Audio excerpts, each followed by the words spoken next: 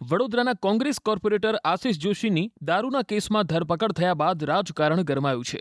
વાઘોડિયાના પૂર્વ ધારાસભ્ય મધુ શ્રીવાસ્તવ, વડોદરા શહેર કોંગ્રેસ પ્રમુખ, કોંગ્રેસના આગેવાનો વકીલને સાથે લઈને સંખેડા પહોંચ્યા. આક્ષેપ લગાવાઈ રહ્યો છે કે આશિષ જોશી વિરુદ્ધ કિન્નાખોરી રાખીને પોલીસ કાર્યવાહી કરી રહી છે, ખોટા કેસમાં ફસાવાઈ રહ્યા છે. વાત જાણે એમ છે કે ચૂંટણી દરમિયાન સંખેડામાં દારૂ પકડાયો હતો, જેમાં બુટલેગરે આશિષ જોશીનું નામ આપતા તેમની વિરુદ્ધ ગુનો દાખલ કરવામાં આવ્યો છે. જે લોકોએ કિન્નાખોરી રાખીને એમને ખોટા કેસો કરાવીને દારૂનો કેસ કરાયો છે, તો આ આ ખરેખર ભાજપની સરકારે આવું કરવું ના જોઈએ.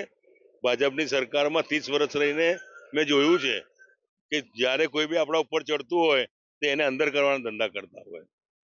હું તો ખુલ્લેઆમ મેદાનમાં પડ્યો હતો. આશિષ જોશીને, મારી બેટીને બધાને છૂટાવવા માટે કોંગ્રેસમાંથી ખુલ્લેઆમ નીકળ્યો હતો હું. ભ્રષ્ટ ભારતીય જનતા પાર્ટીના શાસકો દ્વારા જે સત્તાનો દુરુપયોગ કરીને, સરકારી મશીનરીનો દુરુપયોગ કરીને કોંગ્રેસના કાઉન્સિલર આશિષભાઈ જોશીને અને કોંગ્રેસના બીજા ઉમેદવારોને ચૂંટણીમાં તો હરાવવા માટે બહુ કાવતરા કર્યા, પરંતુ વોર્ડ નંબર 15ની જનતાએ જનાદેશ આપ્યો અને આશિષ જોશી જીત્યા. પણ જે રીતે ચાલુ ચૂંટણીમાં છેક સંખેડામાં એક પોલીસ કેસ કરવામાં આવ્યો કે જે બુટલેગર છે એને આશિષભાઈનું નામ આપ્યું અને એના બેઝ પર એમની પર જે આ ખોટી રીતે આખી પોલીસ ફરિયાદ ઊભી કરવામાં આવી છે એને સખત સજામાં વખોડીએ છીએ. કારણ કે જે મુખ્ય આરોપી હતો જે બુટલેગર, એને તો જામીન મળી ગયા છે અને જે એ બુટલેગર લાવ્યો ક્યાંથી એના કરતા ઉપર કે એને આપ્યો કોને, અને માત્ર 8 કે 12 સેકન્ડના એક કોલના બેઝ પર એને પુરાવા ગણીને આ લોકોએ આશિષ જોશીને અહીંયા લાવ્યા છે. ત્યારે ચોક્કસ મારું એવું માનવું છે કે રાજકીય દ્વેષભાવ રાખીને આ કેસ કરવામાં આવ્યો છે, પરંતુ કાયદા પર, કોર્ટ પર અમને વિશ્વાસ છે. આટલો મોટો માલ જો અગર ખરેખર એ ડિલિવર કરવા જઈ રહ્યો હતો તો ચોક્કસપણે કોઈક પ્રકારના આર્થિક વ્યવહાર થયા હોય. કોર્ટનો રેકોર્ડનો અમે ખાતરી કરી છે, તમામ જે ડોક્યુમેન્ટ છે એની ખાતરી કરી અને એમાંથી એક પ્રસ્થાપિત થયું છે કે ગણતરીના જ કલાકોમાં પછી જે મુખ્ય આરોપી છે પ્રમોદ પાંડે, એને પણ નામદાર કોર્ટમાં રજૂ કરવામાં આવેલો છે અને પછી એ જામીન પર મુક્ત થઈ ગયેલો છે. એટલે હવે જ્યારે મુખ્ય આરોપી જામીન ઉપર મુક્ત છે તો આગળ જે કાયદેસર કાર્યવાહીઓ છે અમે કરીશું, પરંતુ નામદાર ગુજરાત હાઈકોર્ટમાં રીટ પિટિશન દાખલ કરી દીધી છે. આવનાર દિવસોમાં એની પણ સુનાવણી થશે ત્યારે જે કોઈ અધિકારીઓ આમાં સંડોવાયેલા છે એ તમામની સામે તપાસની માંગણી કરીશું.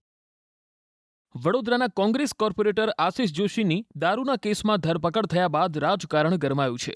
વાઘોડિયાના પૂર્વ ધારાસભ્ય મધુ શ્રીવાસ્તવ, વડોદરા શહેર કોંગ્રેસ પ્રમુખ, કોંગ્રેસના આગેવાનો વકીલને સાથે લઈને સંખેડા પહોંચ્યા.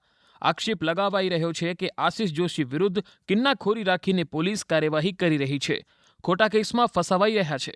વાત જાણે એમ છે કે ચૂંટણી દરમિયાન સંખેડામાં દારૂ પકડાયો હતો, જેમાં બુટલેગરે આશિષ જોશીનું નામ આપતા તેમની વિરુદ્ધ ગુનો દાખલ કરવામાં આવ્યો છે. જે લોકોએ કિન્નાખોરી રાખીને એમને ખોટા કેસો કરાવીને દારૂનો કેસ કરાયો છે, તો આ ખરેખર ભાજપની સરકારે આવું કરવું ના જોઈએ. ભાજપની સરકારમાં 30 વર્ષ રહીને મેં જોયું છે કે જ્યારે કોઈ બી આપણા ઉપર ચડતું હોય તો એને અંદર કરવાના ધંધા કરતા હોય. હું તો ખુલ્લેઆમ મેદાનમાં પડ્યો હતો. આશિષ જોશીને, મારી બેટીને બધાને છૂટાવવા માટે કોંગ્રેસમાંથી ખુલ્લેઆમ નીકળ્યો હતો હું. ભ્રષ્ટ ભારતીય જનતા પાર્ટીના શાસકો દ્વારા જે સત્તાનો દુરુપયોગ કરીને, સરકારી મશીનરીનો દુરુપયોગ કરીને કોંગ્રેસના કાઉન્સિલર આશિષભાઈ જોશીને અને કોંગ્રેસના બીજા ઉમેદવારોને ચૂંટણીમાં તો હરાવવા માટે બહુ કાવતરા કર્યા, પરંતુ વોર્ડ નંબર 15ની જનતાએ જનાદેશ આપ્યો અને આશિષ જોશી જીત્યા.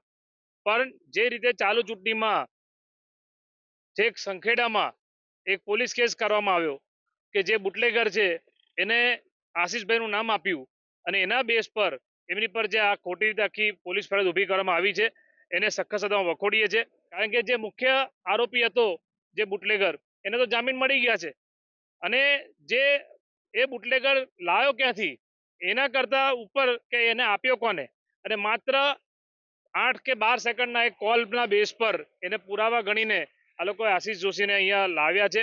ત્યારે ચોક્કસ મારું એવું માનવું છે કે રાજકીય દ્વેષભાવ રાખીને આ કેસ કરવામાં આવ્યો છે, પરંતુ કાયદા પર, કોર્ટ પર અમને વિશ્વાસ છે. આટલો મોટો માલ જો અગર ખરેખર એ ડિલિવર કરવા જઈ રહ્યો હતો તો ચોક્કસપણે કોઈક પ્રકારના આર્થિક વ્યવહાર થયા હોય.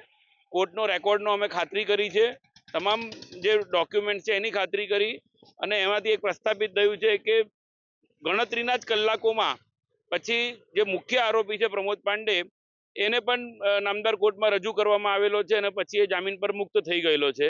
એટલે હવે જ્યારે મુખ્ય આરોપી જામીન ઉપર મુક્ત છે તો આગળ જે કાયદેસર કાર્યવાહીઓ છે અમે કરીશું, પરંતુ નામદાર ગુજરાત હાઈકોર્ટમાં રીટ પિટિશન દાખલ કરી દીધી છે. આવનાર દિવસોમાં એની પણ સુનાવણી થશે ત્યારે જે કોઈ અધિકારીઓ આમાં સંડોવાયેલા છે એ તમામની સામે તપાસની માંગણી કરીશું.